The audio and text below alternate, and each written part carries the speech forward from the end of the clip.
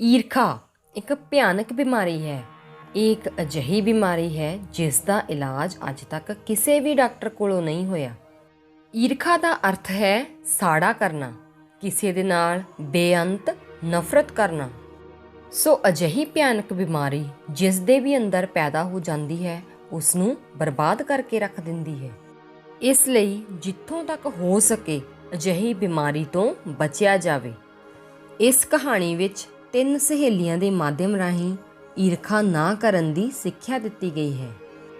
ਅਮਨ, ਆਰਤੀ ਤੇ ਅਮਰਪ੍ਰੀਤ ਸ਼ਹਿਰ ਦੇ ਇੱਕੋ ਹੀ ਸਕੂਲ ਵਿੱਚ ਪੜ੍ਹਦੀਆਂ ਸੀ। ਉਹ ਇੱਕੋ ਹੀ ਉਮਰ ਦੀਆਂ ਸਨ ਤੇ ਆਪਸ ਵਿੱਚ ਵੀ ਉਹਨਾਂ ਦੀ ਗੂੜੀ ਦੋਸਤੀ ਸੀ। ਅਮਨ ਦੇ ਪਿਤਾ ਜੀ ਇੱਕ ਦੁਕਾਨਦਾਰ ਸਨ। ਉਹਨਾਂ ਦੀ ਕੱਪੜੇ ਦੀ ਦੁਕਾਨ ਬੜੀ ਚੱਲਦੀ ਸੀ। ਆਰਤੀ ਦੇ ਪਿਤਾ ਜੀ ਸ਼ਹਿਰ ਦੇ ਵਿੱਚ ਪ੍ਰਸਿੱਧ ਕਾਰਖਾਨੇਦਾਰ ਸੀ। ਅਮਰਪ੍ਰੀਤ ਇੱਕ ਗਰੀਬ ਬਾਜੀਗਰ ਦੀ ਧੀ ਸੀ। ਅਮਨ ਅਤੇ ਆਰਤੀ ਦੋਵਾਂ ਦਾ ਘਰ ਇੱਕ ਦੂਜੇ ਦੇ ਬਹੁਤ ਹੀ ਨੇੜੇ ਸੀ, ਪਰ ਅਮਰਪ੍ਰੀਤ ਦਾ ਘਰ ਸ਼ਹਿਰ ਤੋਂ ਬਾਹਰਲੇ ਪਾਸੇ ਬਾਜੀਗਰਾਂ ਦੀ ਬਸਤੀ ਵਿੱਚ ਸੀ। ਇਸ ਲਈ ਅਮਰਪ੍ਰੀਤ ਹਰ ਰੋਜ਼ ਅਮਨ ਦੇ ਘਰ ਆ ਜਾਂਦੀ ਸੀ ਤੇ ਤਿੰਨੋਂ ਕੁੜੀਆਂ ਉੱਥੋਂ ਇਕੱਠੀਆਂ ਹੋ ਕੇ ਸਕੂਲ ਜਾਂਦੀਆਂ ਸਨ। ਤਿੰਨਾਂ ਹੀ ਕੁੜੀਆਂ ਨੂੰ ਗਾਉਣ ਦਾ ਵੀ ਬਹੁਤ ਸ਼ੌਂਕ ਸੀ। ਉਹ ਇਕੱਲੀਆਂ ਵੀ ਗਾਉਂਦੀਆਂ ਸੀ ਤੇ ਇਕੱਠੀਆਂ ਵੀ। ਸਕੂਲ ਤੋਂ ਬਾਹਰ ਹੋਣ ਵਾਲੇ ਮੁਕਾਬਲਿਆਂ ਵਿੱਚ ਵੀ ਉਹ ਵੱਧ ਚੜ੍ਹ ਕੇ ਹਿੱਸਾ ਲੈਂਦੀਆਂ ਸਨ। ਪੜ੍ਹਾਈ ਦੇ ਮਾਮਲੇ ਵਿੱਚ ਅਮਰਪ੍ਰੀਤ ਸਭ ਤੋਂ ਹੁਸ਼ਿਆਰ ਸੀ। ਉਹ ਹਮੇਸ਼ਾ ਹੀ ਆਪਣੀ ਜਮਾਤ ਵਿੱਚੋਂ ਪਹਿਲੇ ਨੰਬਰ 'ਤੇ ਆਉਂਦੀ ਸੀ, ਜਿਸ ਦੇ ਕਰਕੇ ਸਾਰੇ ਅਧਿਆਪਕ ਅਤੇ ਬੱਚੇ ਉਸ ਨੂੰ ਬਹੁਤ ਪਿਆਰ ਕਰਦੇ ਸਨ। ਬਹੁਤ ਵਾਰ ਅਸੀਂ ਇਹ ਸੁਣਦੇ ਆਏ ਹਾਂ ਕਿ ਆਪਣੇ ਤੋਂ ਜ਼ਿਆਦਾ ਗੁਣਵਾਨ ਵਿਅਕਤੀ ਨੂੰ ਦੇਖ ਕੇ ਕਈ ਵਾਰ ਦੂਜਿਆਂ ਨੂੰ ਈਰਖਾ ਹੋ ਜਾਂਦੀ ਹੈ, ਕਿਉਂਕਿ ਇਹ ਮਨੁੱਖੀ ਸੁਭਾਅ ਦਾ ਹੀ ਹਿੱਸਾ ਹੈ। ਅਮਰਪ੍ਰੀਤ ਤੇ ਅਮਨ ਦਾ ਆਪਸ ਵਿੱਚ ਬੜਾ ਗੂੜਾ ਪਿਆਰ ਸੀ। ਉਹਨਾਂ ਦੇ ਮਾਤਾ-ਪਿਤਾ ਵੀ ਇੱਕ ਦੂਜੇ ਦੇ ਘਰ ਆਉਂਦੇ ਜਾਂਦੇ ਸਨ। ਕਈ ਵਾਰ ਅਮਨ ਵੀ ਅਮਰਪ੍ਰੀਤ ਦੇ ਘਰ ਰਹਿ ਪੈਂਦੀ ਸੀ, ਪਰ ਆਰਤੀ ਨੂੰ ਇਹ ਗੱਲ ਬੜੀ ਚੁਭਦੀ ਸੀ। ਉਸ ਨੂੰ ਆਪਣੀ ਵੱਡੀ ਕੋਠੀ, ਸਕੂਟਰਾਂ, ਕਾਰਾਂ ਤੇ ਨੌਕਰਾਂ ਚਾਕਰਾਂ ਦਾ ਬੜਾ ਘੁਮੰਡ ਸੀ। ਉਹ ਆਪਣੇ ਆਪ ਨੂੰ ਦੋਵਾਂ ਕੁੜੀਆਂ ਨਾਲੋਂ ਉੱਚਾ ਸਮਝਦੀ ਸੀ। ਅਮਨ ਅਤੇ ਅਮਰਪ੍ਰੀਤ ਦਾ ਪਿਆਰ ਤੇ ਇੱਕ ਦੂਜੇ ਉੱਤੇ ਅਟੁੱਟ ਵਿਸ਼ਵਾਸ ਉਸ ਨੂੰ ਬੜਾ ਚੁਭਦਾ ਸੀ। ਉਹ ਹਰ ਵੇਲੇ ਇਹੀ ਸੋਚਦੀ ਰਹਿੰਦੀ ਸੀ ਕਿ ਕਿਵੇਂ ਇਸ ਨੂੰ ਤੋੜਿਆ ਜਾਵੇ ਜਾਂ ਘੱਟ ਕੀਤਾ ਜਾ ਸਕੇ। ਇਮਤਿਹਾਨਾਂ ਦੇ ਦਿਨ ਨੇੜੇ ਆ ਗਏ ਸਨ। ਅਮਨ ਦੇ ਬੈਗ ਵਿੱਚੋਂ ਕਦੇ ਪੈਨ ਚੋਰੀ ਹੋ ਜਾਂਦਾ ਤੇ ਕਦੇ ਕਾਪੀ।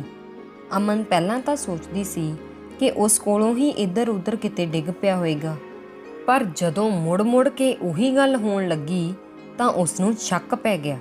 ਆਰਤੀ ਇਸੇ ਗੱਲ ਦੀ ਉਡੀਕ ਵਿੱਚ ਸੀ। ਆਰਤੀ ਨੇ ਆਪਣਾ ਸ਼ੱਕ ਅਮਰਪ੍ਰੀਤ ਉੱਪਰ ਪ੍ਰਗਟ ਕੀਤਾ। ਉਸਨੇ ਕਿਹਾ ਕਿ ਅਮਰਪ੍ਰੀਤ ਗਰੀਬ ਹੈ, ਉਹ ਖੁਦ ਚੀਜ਼ਾਂ ਖਰੀਦ ਨਹੀਂ ਸਕਦੀ, ਇਸੇ ਲਈ ਉਹ ਮੌਕਾ ਦੇਖ ਕੇ ਚੀਜ਼ਾਂ ਚੁਰਾ ਲੈਂਦੀ ਹੈ। ਚੀਜ਼ਾਂ ਚੋਰੀ ਹੁੰਦੀਆਂ ਰਹੀਆਂ ਤੇ ਆਰਤੀ ਮੁੜ ਆਪਣਾ ਸ਼ੱਕ ਅਮਰਪ੍ਰੀਤ ਉੱਤੇ ਪ੍ਰਗਟ ਕਰਦੀ ਰਹੀ। ਅਮਨ ਨੂੰ ਭਾਵੇਂ ਇਸ 'ਤੇ ਯਕੀਨ ਨਹੀਂ ਸੀ, ਪਰ ਫਿਰ ਵੀ ਜਦੋਂ ਕੋਈ ਇਨਸਾਨ ਮੁੜ ਇੱਕੋ ਹੀ ਗੱਲ ਕਹੀ ਜਾਵੇ ਤਾਂ ਕਿਤੇ ਨਾ ਕਿਤੇ ਕੁਝ ਨਾ ਕੁਝ ਅਸਰ ਤਾਂ ਜ਼ਰੂਰ ਹੋ ਜਾਂਦਾ ਹੈ, ਜਿਸ ਦੇ ਸਿੱਟੇ ਵਜੋਂ ਅਮਨ ਅਤੇ ਅਮਰਪ੍ਰੀਤ ਵਿੱਚ ਆਪਸੀ ਪ੍ਰੇਮ ਪਿਆਰ ਤੇ ਯਕੀਨ ਘਟਦਾ ਗਿਆ। ਆਰਤੀ ਅੰਦਰੋਂ ਅੰਦਰ ਬੜੀ ਖੁਸ਼ ਸੀ। ਕਿਉਂਕਿ ਉਸ ਦਾ ਜਾਦੂ ਚੱਲ ਰਿਹਾ ਸੀ। ਪਰ ਅਮਰਪ੍ਰੀਤ ਹੈਰਾਨ ਸੀ ਕਿ ਅਮਨ ਨੂੰ ਕੀ ਹੋ ਗਿਆ ਹੈ। ਉਹ ਉਸ ਨਾਲ ਚੁੱਪ ਕਿਉਂ ਰਹਿੰਦੀ ਹੈ। ਉਸਨੇ ਕਈ ਵਾਰ ਉਸ ਨੂੰ ਪੁੱਛਿਆ ਵੀ, ਪਰ ਉਹ ਚੁੱਪਚਾਪ ਉਸ ਦੇ ਕੋਲੋਂ ਬਿਨਾਂ ਕੁਝ ਕਹੇ ਚਲੀ ਗਈ। ਸਮਾਜਿਕ ਸਿੱਖਿਆ ਦੇ ਇਮਤਿਹਾਨ ਤੋਂ 2 ਦਿਨ ਪਹਿਲਾਂ ਅਮਨ ਦੀ ਸਮਾਜਿਕ ਦੀ ਪੁਸਤਕ ਚੋਰੀ ਹੋ ਗਈ। ਸਮਾਜਿਕ ਦੀ ਦੁਹਰਾਈ ਕਰਨ ਲਈ ਉਸ ਨੂੰ ਪੁਸਤਕ ਦੀ ਸਖਤ ਲੋੜ ਸੀ। ਉਸਨੇ ਪੇਪਰ ਦੀ ਤਿਆਰੀ ਲਈ ਅਮਰਪ੍ਰੀਤ ਦੇ ਘਰ ਜਾਣਾ ਸਹੀ ਨਹੀਂ ਸਮਝਿਆ, ਇਸ ਲਈ ਉਹ ਅਚਾਨਕ ਹੀ ਆਰਤੀ ਦੇ ਘਰ ਚਲੀ ਗਈ। ਉਸ ਸਮੇਂ ਆਰਤੀ ਘਰ ਵਿੱਚ ਨਹੀਂ ਸੀ। ਉਸ ਦੀ ਮਾਂ ਨੇ ਅਮਨ ਨੂੰ ਕਿਹਾ ਕਿ ਉਹ ਉਸ ਦੇ ਕਮਰੇ ਵਿੱਚ ਜਾ ਕੇ ਆਪ ਹੀ ਉਸ ਦੀ ਕਿਤਾਬ ਦੇਖ ਲਵੇ। ਅਮਨ ਨੇ ਉਸ ਦੀਆਂ ਕਿਤਾਬਾਂ ਫੋਲਣੀਆਂ ਸ਼ੁਰੂ ਕਰ ਦਿੱਤੀਆਂ। ਉਹਨਾਂ ਕਿਤਾਬਾਂ ਵਿੱਚੋਂ ਉਸ ਦੀ ਆਪਣੀ ਕਿਤਾਬ ਵੀ ਸੀ, ਜਿਸ ਉੱਤੇ ਉਸ ਦਾ ਨਾਮ ਲਿਖਿਆ ਹੋਇਆ ਸੀ, ਪਰ ਉਨਾ ਹਿੱਸਾ ਕੈਂਚੀ ਨਾਲ ਕੱਟਿਆ ਹੋਇਆ ਸੀ। ਫਿਰ ਅਮਨ ਨੇ ਆਰਤੀ ਦੀ ਅਲਮਾਰੀ ਖੋਲ੍ਹੀ। ਉਸ ਦਾ ਜੋ ਕੁਝ ਵੀ ਚੋਰੀ ਹੋਇਆ ਸੀ ਉਸ ਨੂੰ ਸਾਰੇ ਦਾ ਸਾਰਾ ਸਮਾਨ ਹੀ ਮਿਲ ਗਿਆ। ਅਮਨ ਨੇ ਇੱਕ ਵੱਡਾ ਸਾਰਾ ਲਿਫਾਫਾ ਲਿਆ ਤੇ ਚੋਰੀ ਵਾਲੀਆਂ ਸਾਰੀਆਂ ਚੀਜ਼ਾਂ ਉਸ ਲਿਫਾਫੇ ਵਿੱਚ ਪਾ ਦਿੱਤੀਆਂ। ਜਾਣ ਲੱਗਿਆਂ ਉਸਨੇ ਉਹ ਲਿਫਾਫਾ ਆਰਤੀ ਦੀ ਮਾਂ ਨੂੰ ਦਿੱਤਾ ਤੇ ਕਿਹਾ, ਮਾਂ ਜੀ, ਇਹ ਲਿਫਾਫਾ ਮੇਰੇ ਵੱਲੋਂ ਆਰਤੀ ਨੂੰ ਦੇ ਦਿਓ। ਆਰਤੀ ਦੇ ਘਰੋਂ ਨਿਕਲ ਕੇ ਅਮਨ ਸਿੱਧੀ ਅਮਰਪ੍ਰੀਤ ਦੇ ਘਰ ਗਈ। ਉਸਨੇ ਉਸ ਨੂੰ ਜੱਫੀ ਪਾ ਲਈ ਤੇ ਕਹਿਣ ਲੱਗੀ, ਮੇਰੀ ਪਿਆਰੀ ਭੈਣ, ਮੈਨੂੰ ਬੜਾ ਭੁਲੇਖਾ ਪੈ ਗਿਆ ਸੀ, ਪਰ ਮੈਨੂੰ ਤੇਰੇ ਤੇ ਯਕੀਨ ਸੀ। ਅਸਲ ਚੋਰ ਆਰਤੀ ਸੀ, ਜੋ ਸਾਡੇ ਆਪਸੀ ਪਿਆਰ ਨੂੰ ਸਹਾਰ ਨਹੀਂ ਸੀ ਸਕਦੀ। ਇਸੇ ਲਈ ਉਹ ਚਾਹੁੰਦੀ ਸੀ ਕਿ ਸਾਡਾ ਦੋਵਾਂ ਦਾ ਪਿਆਰ ਟੁੱਟ ਜਾਵੇ, ਪਰ ਇਹ ਹੁਣ ਪਹਿਲਾਂ ਨਾਲੋਂ ਵੀ ਪੱਕਾ ਹੋ ਗਿਆ ਹੈ। ਜਦੋਂ ਆਰਤੀ ਆਪਣੇ ਘਰ ਵਾਪਸ ਆਈ ਤਾਂ ਉਸ ਦੀ ਮਾਂ ਨੇ ਅਮਨ ਦੁਆਰਾ ਦਿੱਤਾ ਗਿਆ ਲਿਫਾਫਾ ਉਸ ਨੂੰ ਫੜਾਇਆ। ਇਹ ਦੇਖ ਕੇ ਆਰਤੀ ਬਹੁਤ ਸ਼ਰਮਿੰਦਾ ਹੋਈ। ਫਿਰ ਆਰਤੀ ਉਹ ਲਿਫਾਫਾ ਲੈ ਕੇ ਅਮਨ ਦੇ ਘਰ ਪਹੁੰਚੀ।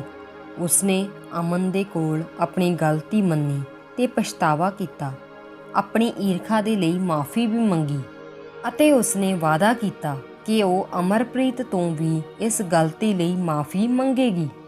ਫਿਰ ਦੋਵੇਂ ਸਹੇਲੀਆਂ ਅਮਰਪ੍ਰੀਤ ਦੇ ਘਰ ਗਈਆਂ। ਆਰਤੀ ਨੇ ਅਮਰਪ੍ਰੀਤ ਕੋਲੋਂ ਵੀ ਮਾਫੀ ਮੰਗੀ।